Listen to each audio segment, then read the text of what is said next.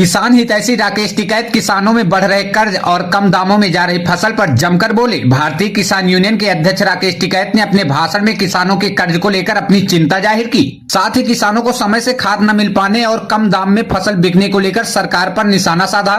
बड़ी खबर हम सबके सामने आई। बता दें, उन्होंने किसानों में बढ़ रहे कर्ज पर अपने ही मंच से काफी देर तक सरकार पर शब्दों के बाढ़ चलाते रहे। किसान महापंचायत फतेहपुर में क्या कुछ बोले राकेश टिकैत, आइए आपको सुनाते हैं। तो भूमि अधिग्रहण का सर्कुलेट क्यों नहीं बढ़ा?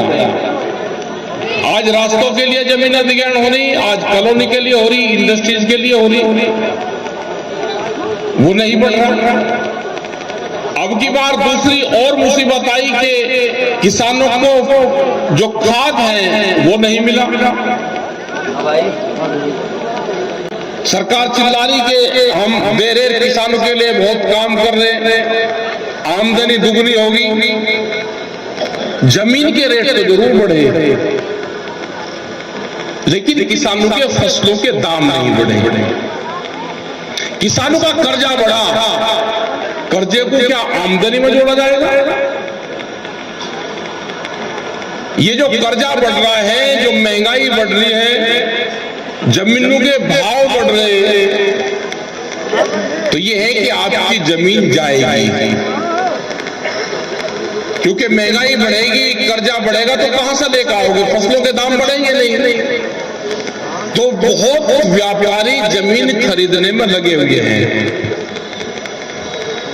बहुत व्यापारी जमीन खरीदने में लग रहे हैं। किसान के हाथ से धीरे धीरे जमीन जा रही है। क्या जो एनसीआर में 10 साल में ट्रैक्टर उसकी खत्म हो जाता है, क्या वो हिंदू नहीं है?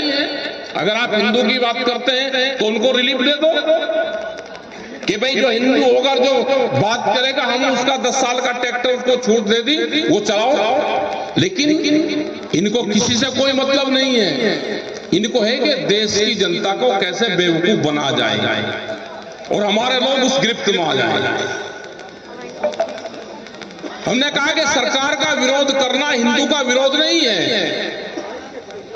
सरकार का विरोध करना किसी पार्टी का विरोध नहीं है।